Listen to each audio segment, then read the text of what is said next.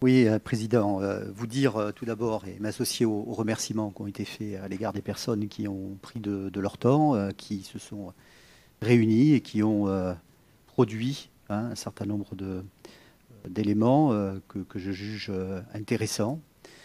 Bien évidemment, il peut y avoir ici ou là, sur certaines préconisations, des divergences d'appréciation, c'est bien normal, mais dans l'ensemble, je les trouve intéressants et je tenais à leur adresser, au nom du groupe Gironde Avenir, aussi mes félicitations et m'associer à celles que vous avez faites, Président. Je voudrais aussi ajouter deux choses.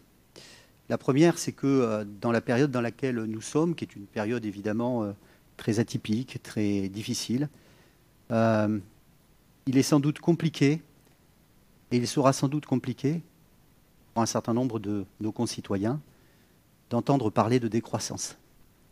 Non pas parce que l'objectif en soi ne pourrait pas en être un, et d'ailleurs, je pense qu'il y a un débat social, il y a un débat politique sur cette question, mais parce qu'aujourd'hui, ce qu'on appelle décroissance, ça s'appelle la crise.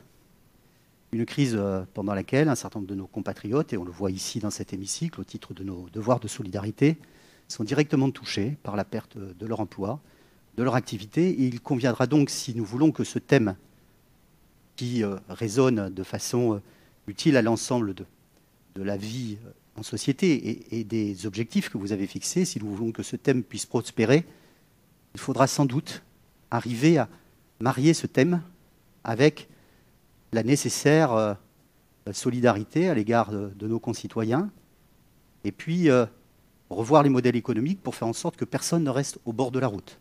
Ça, c'était la première remarque que je voulais faire, parce qu'il me semble important de le signaler. Et puis, je voudrais faire une deuxième remarque, Président. J'ai vu dans toutes ces propositions, évidemment, des caps.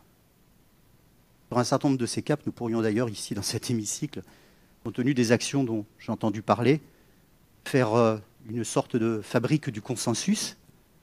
Je pense qu'un certain nombre des objectifs qui sont fixés sont des objectifs d'intérêt général, mais au-delà de l'intérêt général, sont des objectifs d'intérêt humain, parce qu'ils nous dépassent, parce qu'ils interpellent aussi les modèles que nous transmettrons demain à nos enfants, les modèles d'évolution environnementale, sociale, collectif. La politique est un art d'exécution. Donc il nous incombe maintenant, Président, à partir de ces propositions, de traduire tout cela en répondant à la question « quand ?» est essentielle. Quand est-ce que tout cela peut commencer? Est-ce que la période dans laquelle nous sommes est propice à la réflexion sans doute, à l'action? Nous verrons. Comment ferons-nous? C'est la deuxième question qui est posée aux élus, de mon point de vue.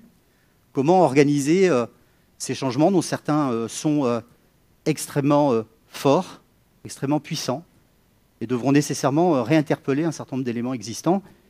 Et puis, parce que nous sommes aussi des élus, se posera aussi la question avec quels moyens nous ferons face à tout cela.